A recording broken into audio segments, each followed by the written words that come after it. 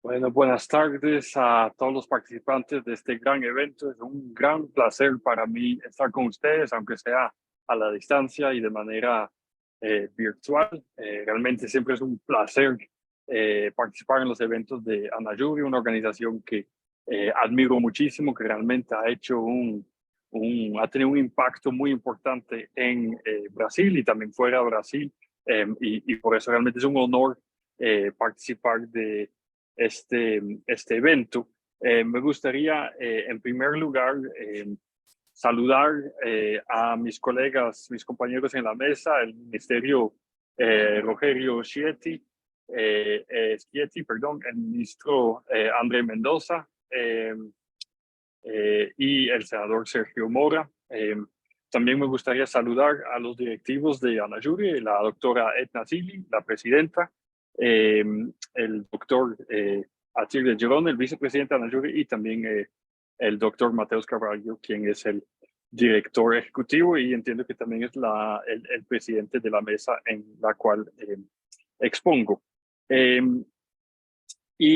También me gustaría saludar al primer y expresidente y primer presidente de Anayuri, mi gran amigo, el doctor Uziel Santana, y también al doctor Augusto y al doctor Edmilson, que han sido los tres mosqueteros que me han acompañado siempre en estos años.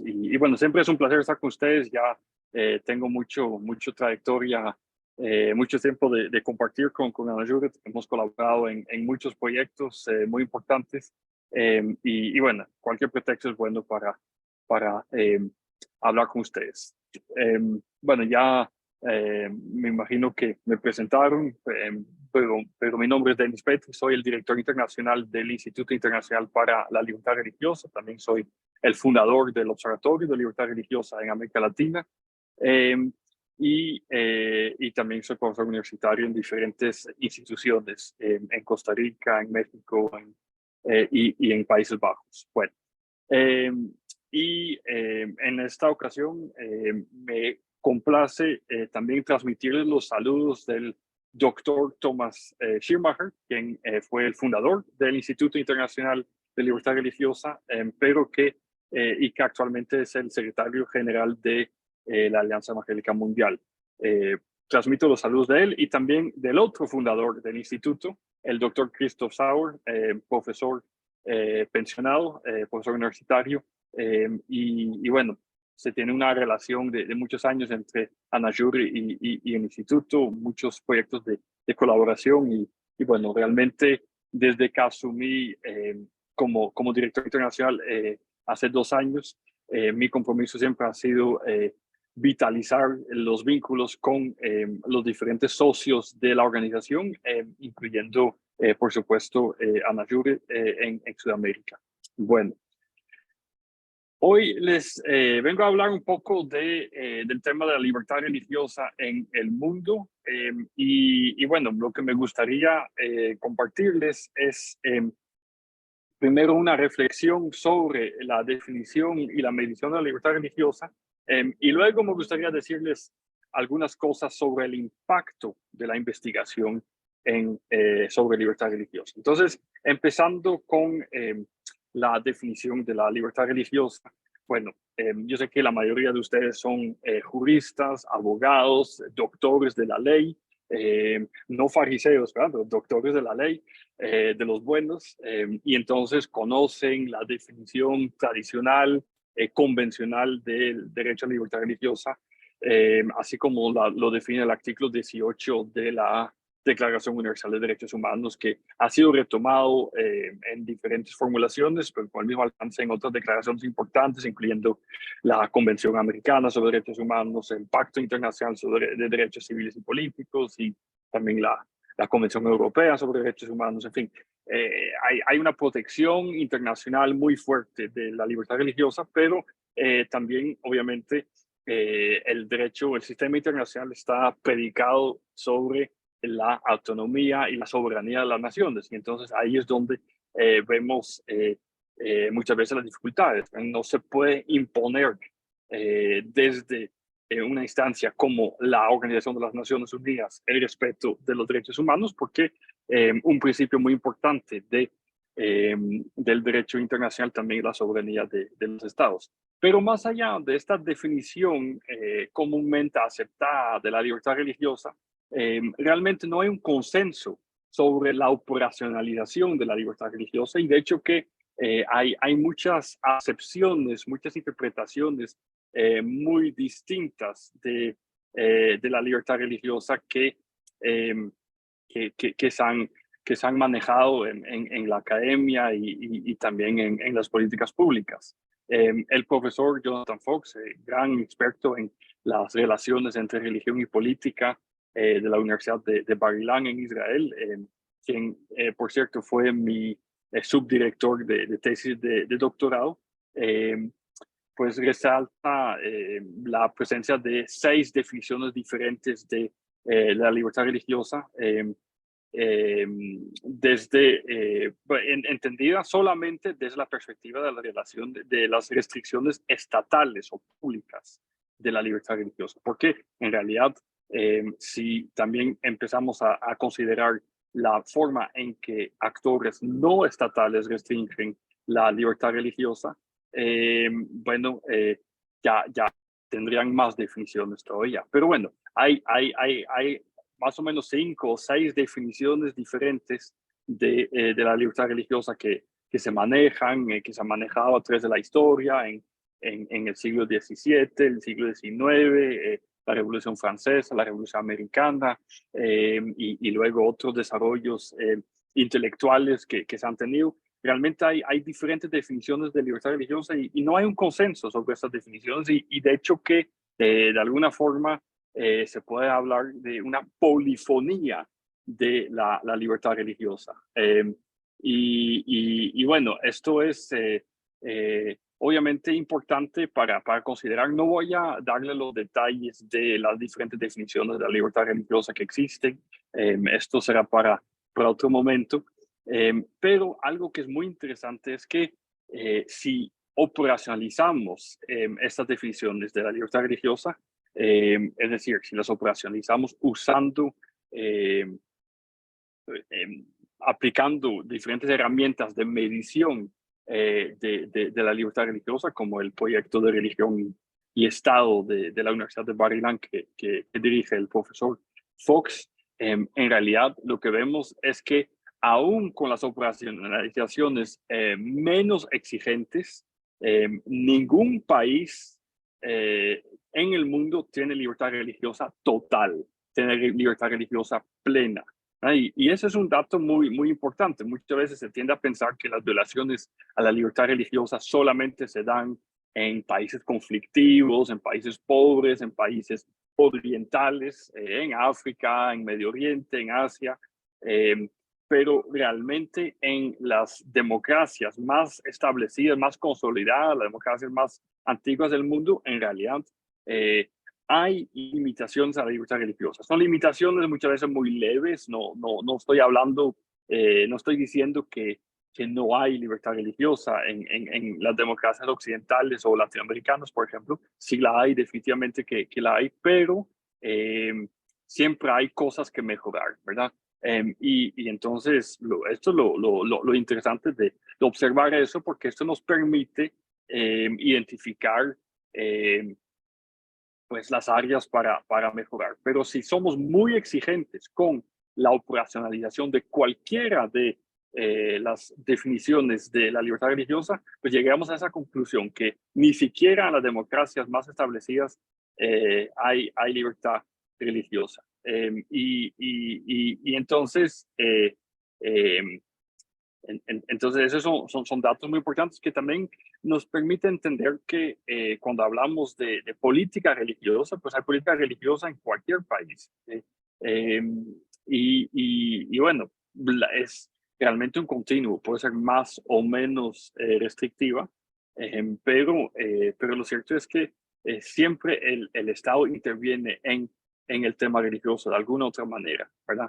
Eh, y a veces pueden ser intervenciones hasta legitimadas, por ejemplo, el registro de asociaciones religiosas, si simplemente es un asunto administrativo, pues no creo que tengamos que ver esto como de manera preocupante, pero no deja de ser algo a considerar. Obviamente hay restricciones mucho más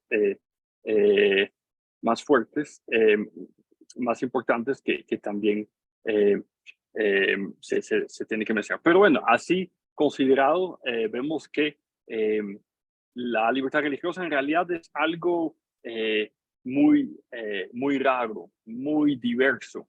eh, y, y entonces no hay consenso sobre cómo definirlo y cómo medirlo. Estamos todos de acuerdo que estamos a favor de la libertad religiosa, pero de nuevo la pregunta, ¿qué es lo que realmente entendemos por libertad religiosa? Y por eso es que necesitamos más análisis, eh, más matizados, más contextualizados de la libertad religiosa que toman en cuenta diferentes perspectivas y diferentes realidades. O sea, la libertad religiosa realmente es un concepto multidimensional, ¿verdad? Que puede verse restringido, ahora sí voy a decirlo, no solamente por actores estatales, pero también por actores no estatales, ¿verdad?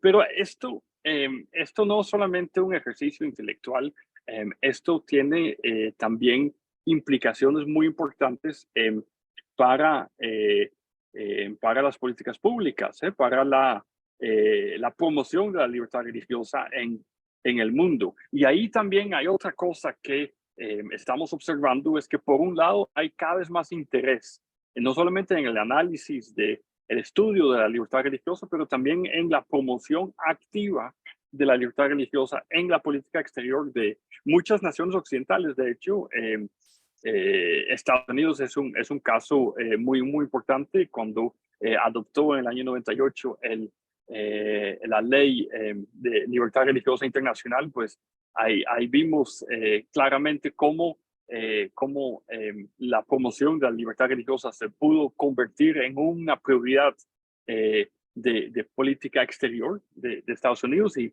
ahí muchas naciones europeas han seguido este ejemplo, y en algún momento tenía también la ilusión de que Brasil iba a seguir este ejemplo, pero esto eh, quedó, eh, quedó, como, quedó como un pendiente, sobre todo desde los últimos cambios políticos en la presidencia de la República, la presidencia federal, estoy hablando. Eh, pero bueno, esto sí tiene muchas implicaciones para la promoción de la libertad religiosa. Y aquí vemos algo muy interesante. Ya me repito, primero, hay cada vez más interés en el estudio y la medición de la libertad religiosa, y esto se traduce también en cada vez más interés de parte de ciertos gobiernos para promover la libertad religiosa en su política exterior, pero vemos que también el incremento en los gastos, el gasto público en libertad religiosa no ha incrementado la libertad religiosa necesariamente, ¿verdad? Con las mediciones que les acabo de presentar, les acabo de mencionar, podemos ver que claramente en realidad se dio, no tuvo impacto, inclusive hasta un impacto negativo. Es decir, entre más se ha invertido en la promoción de la libertad religiosa desde los estados con fondos públicos a nivel global, eh, pues realmente el impacto en la libertad religiosa casi no se siente, y en algunos países inclusive la libertad religiosa ha deteriorado. Entonces, ¿esto qué quiere decir? Bueno, que de alguna forma, y esto lo digo con mucho cuidado, pero por igual lo digo que de manera general, a nivel macro, todo el esfuerzo que se ha hecho para promover la libertad religiosa ha tenido poco impacto. Ahora, puede que hayan importantes excepciones en comunidades específicas, en comunidades puntuales. Definitivamente ha habido, podemos identificar eh, casos de éxito, pero de manera general, todo este apoyo a la libertad religiosa desde la institucionalidad de los gobiernos ha tenido relativamente poco impacto.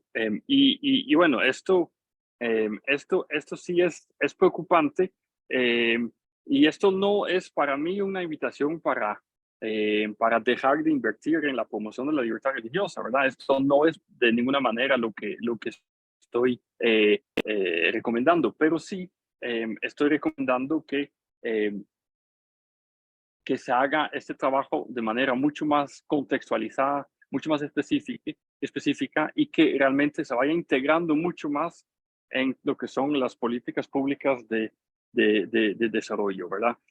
Y que haya esa integración mucho más para que se pueda incrementar el efecto, el impacto de todo lo que se ha intentado hacer de manera mucho más clara, ¿verdad? Ok. Eh,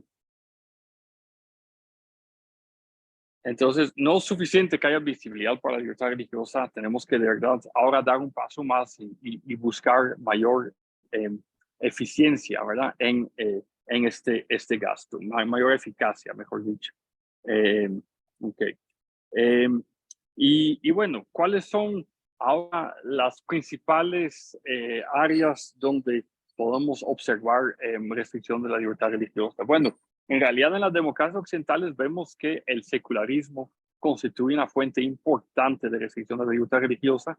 Esa corriente filosófica que tiene seguidores en la izquierda política, pero también en la derecha, que básicamente considera que la presencia pública de la religión es algo negativo, algo que se debe de evitar, y que por lo tanto recomiendan eh, que se reduce se reduce o se elimine completamente la visibilidad de actores públicos en el espacio público, actores religiosos en el espacio público. Y esto también, a mi juicio, tiene que ver con no solamente un sesgo ideológico, pero también con una visión quizás mal informada o basada un, en un, ¿cómo le digo? En un desconocimiento, en una falta de alfabetización religiosa de lo que es la religión. Eh, Considero realmente que, que cualquier actor social tiene derecho a expresarse públicamente en un entorno democrático. Eh, Cualquier actor ideológico y cualquier actor de la sociedad civil lo puede hacer, y esto aplica también para organizaciones religiosas. Desde luego, sin que esto implique una imposición de los dogmas religiosos al Estado. Desde luego que esto no tiene que implicar una subordinación del Estado a la religión, pero si esto no se da, no veo ningún problema para que haya una participación activa de los grupos religiosos en el espacio público. En realidad contribuye a, a enriquecer el debate y contribuye a la calidad de la democracia, y de hecho que también es importante, creo yo, capitalizar sobre la contribución que han hecho grupos religiosos desde hace muchos años, muchos siglos, para el desarrollo. La mayoría del trabajo humanitario que se hace tiene un trasfondo confesional. Si vemos las iniciativas en educación, en salud, el trabajo humanitario, el trabajo con refugiados, todas estas áreas, la mayoría de ellas han sido desarrolladas por actores confesionales. Entonces, excluirles el acceso al espacio público es problemático, y realmente frena, obstaculiza el desarrollo, ¿verdad? Entonces, bueno, pero es debido a esta visión del secularismo que en realidad tiene connotaciones antirreligiosas que vemos que se ha ido, sí, eh, empeorando la situación de la libertad religiosa en democracias occidentales, en particular en Europa. Ahí también ha habido mucha legislación eh, también informada por un temor a la islamización, que al final ha terminado restringiendo la libertad religiosa, no solamente de musulmanes, pero también de cristianos y de todas las confesiones. Y bueno, esto no puede ser y es importante llamar la atención sobre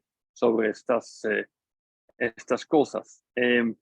Luego hay algunos puntos calientes de violación de la libertad religiosa fuera de Europa que tal vez son mucho más violentos, ¿verdad? Que tienen otro trasfondo. Uno de ellos es África subsahariana, en particular Nigeria, donde el conflicto sectario entre musulmanes y cristianos ha ido escalando en años recientes y obviamente ahí también se interrelacionan factores políticos, económicos, sociales. En China también el gobierno impuso nuevamente algunas restricciones que discriminan contra minorías religiosas. En Myanmar, y ahí vemos donde la musulmana Rohingya, que es la minoría musulmana Rohingya, ¿verdad? Eh, es objetivo de hostilidades. En Pakistán, minorías religiosas, ahmadis, cristianos, hindúes, son víctimas.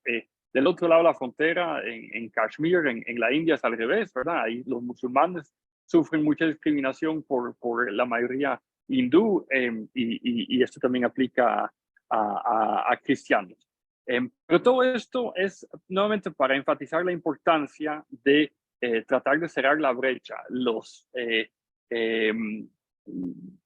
actores políticos tienen que integrar la libertad religiosa en sus esfuerzos de promoción de la democracia y en la agenda más amplia de la promoción de derechos humanos y desarrollar, y esto creo que es lo que nos enseña también el análisis de esta polifonía de la libertad religiosa, desarrollar iniciativas contextualizadas, específicas, ajustadas a los contextos, ¿verdad?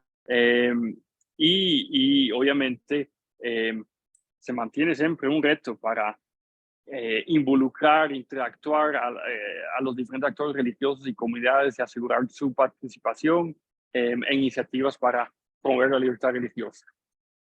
Bueno, me gustaría cerrar diciendo algunas cosas sobre el impacto de la investigación sobre la libertad religiosa. Después de todo, soy el director de un think tank sobre libertad religiosa y me gustaría hablar de ese impacto a 3 niveles. Y con esto me gustaría cerrar este espacio. Gracias por su atención, como siempre. Primero, el impacto en la academia. Pues vemos que en la academia durante mucho tiempo ha estado dominada por la teoría de la secularización, no el secularismo, es diferente. La secularización se refiere a esta visión de que la religión iba a desaparecer durante buena parte del siglo XIX, bajo la influencia sociológica de Max Weber, en realidad, pero también en el siglo XX, se pensó que la religión no iba a desaparecer, pero iba a dejar de ser un factor de importancia en nuestras sociedades. Y cuando ya suceden los atentados del 11 de septiembre, cuando se observa la vitalidad de los llamados nuevos movimientos religiosos, algunos neopentecostales, otros de otro tipo, pues los académicos se dan cuenta de que esa teoría de la secularización está totalmente equivocada, pero hizo mucho daño. ¿Por qué?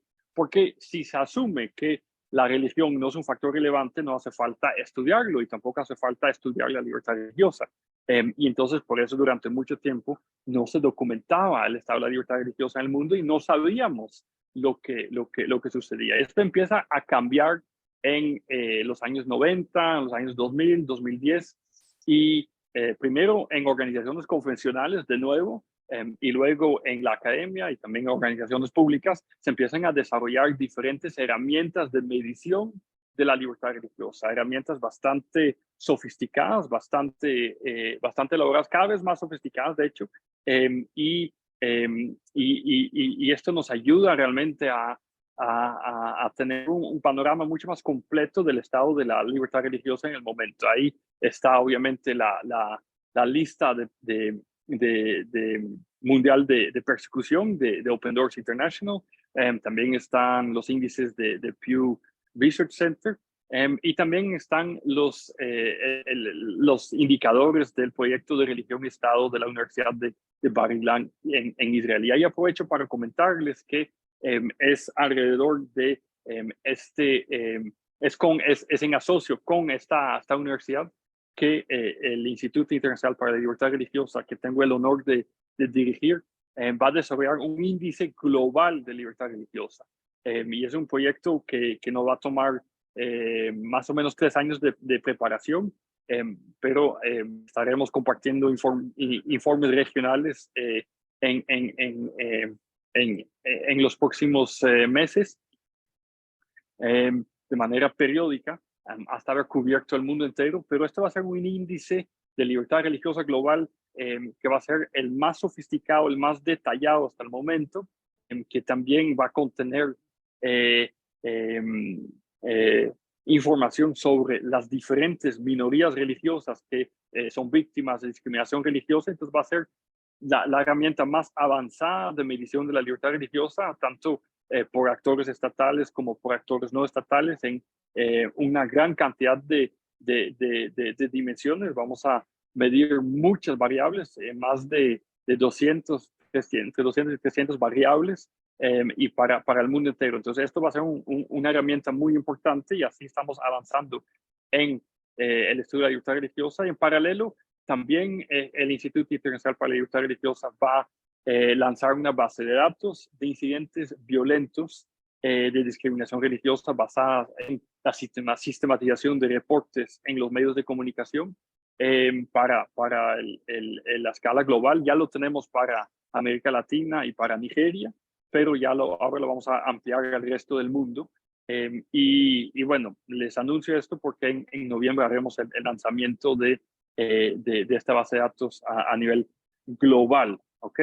Bueno, esto en cuanto al impacto de la investigación sobre libertad religiosa en la academia misma. En cuanto al impacto de la investigación sobre la libertad religiosa en el mundo político, me gustaría resaltar 2 iniciativas importantísimas. La primera es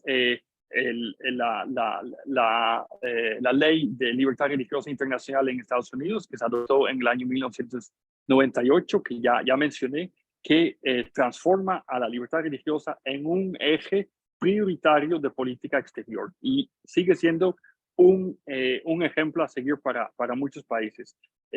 Como europeo y latinoamericano, no siempre me gusta decir que los norteamericanos hacen las cosas bien, pero en esto realmente hicieron algo de mucho impacto, y sigo esperando que muchos países y organismos internacionales sigan. No es posible que Brasil en su política exterior no tenga un encargado de libertad religiosa. No es posible que en la Organización de Estados Americanos no se tenga un relator especial para la libertad religiosa. Hay relatores para todas las minorías imaginables, pero no para la libertad religiosa, o para las minorías religiosas. Y esto es algo que hace falta. Entonces hay todavía una agenda pendiente, pero me gustaría de verdad invitar a que Brasil como país si retome ese liderazgo a nivel regional, y que también abrace la libertad religiosa como prioridad de política exterior.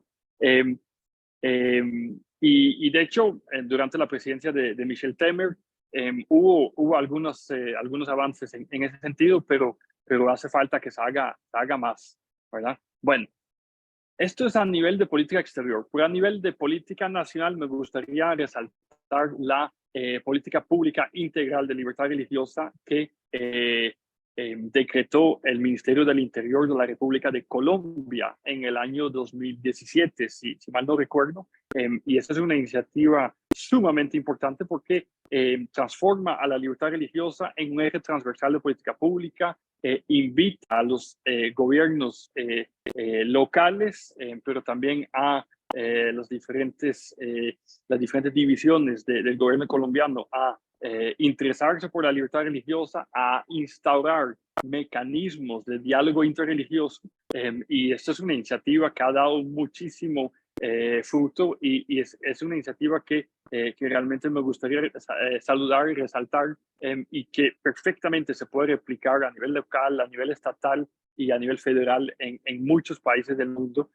Y realmente ahí sí vemos cómo Latinoamérica, en este caso Colombia, es capaz de innovar, de proponer innovaciones importantes, y de desarrollar iniciativas muy importantes, para promover la libertad religiosa a nivel nacional, a nivel doméstico. Bueno, entonces ya les hablé del impacto de la investigación en libertad religiosa sobre la academia misma, del impacto sobre el mundo de las políticas públicas. Y por último, me gustaría hablarles del impacto de la investigación en libertad religiosa sobre grupos religiosos vulnerables. Y ahí realmente resulta que vemos que hay todavía mucho trabajo que hacer, mucho del énfasis ha estado en la documentación de la libertad religiosa, lo cual es importante, pero no suficiente. Ahora tenemos que también que pensar en cómo hacemos para promover la libertad religiosa y dar respuestas a vulneraciones de libertad religiosa y en especial cómo podemos prevenir la libertad religiosa. Y bueno, en este contexto se han desarrollado varios proyectos. Ahí hubo un proyecto que se llama Under Caesar's Sword, de la Universidad de Notre Dame con Berkeley Center en la Universidad de Georgetown, que identificó un proyecto bastante grande y identificó cómo responden cristianos a persecución religiosa. También hubo una edición especial de la revista del Instituto Internacional para la Libertad Religiosa, el International Journal for Religious Freedom, dedicado a la resiliencia, es decir, la capacidad de respuesta de grupos religiosos ante la persecución, pero todavía hay que hacer más. Y aquí aprovecho también para comentarles otro proyecto importante que está iniciando el Instituto Internacional para la Libertad Religiosa, que es la elaboración de un compendio de buenas prácticas para prevenir la discriminación religiosa. Estamos identificando buenas prácticas del mundo entero, sistematizándolas y haciéndolas accesibles para que grupos religiosos, minorías religiosas, grupos vulnerables puedan aprovechar los conocimientos de esas buenas prácticas y replicarlas. Tal vez algo que funcionó en Nigeria o en China o en Indonesia o en Colombia puede ser de utilidad para México o para Brasil o para Camerún o para cualquier otro país del mundo. Esa es la idea de este proyecto de documentación de buenas prácticas. Y bueno, este es un proyecto que ya se lanzó. Tendremos pronto las primeras publicaciones, y también estamos desarrollando una página web interactiva donde se van a presentar estos casos y se van a ir agregando más casos a medida que va creciendo este compendio. Realmente es una iniciativa única, de nuevo, porque todo el énfasis ha ido en documentar violación de la libertad religiosa o identificar respuestas a la libertad religiosa, pero mucho menos énfasis se le ha dado a la prevención de la discriminación religiosa, y ahí es donde intervenimos nosotros.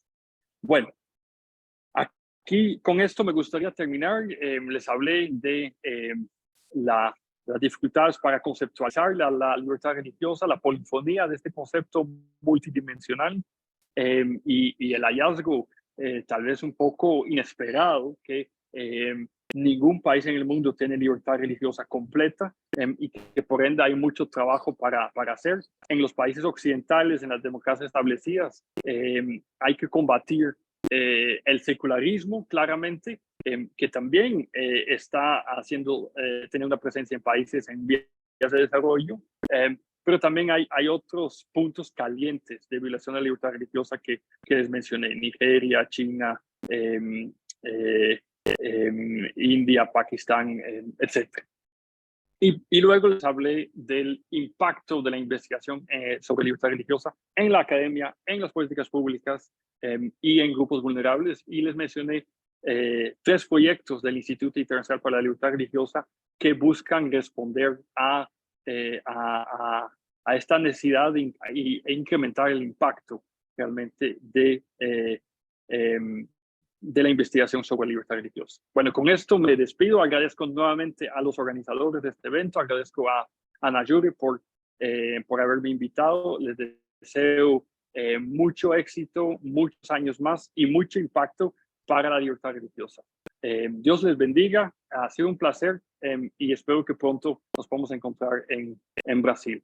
Aquí me despido. Estoy a sus órdenes. Bendiciones.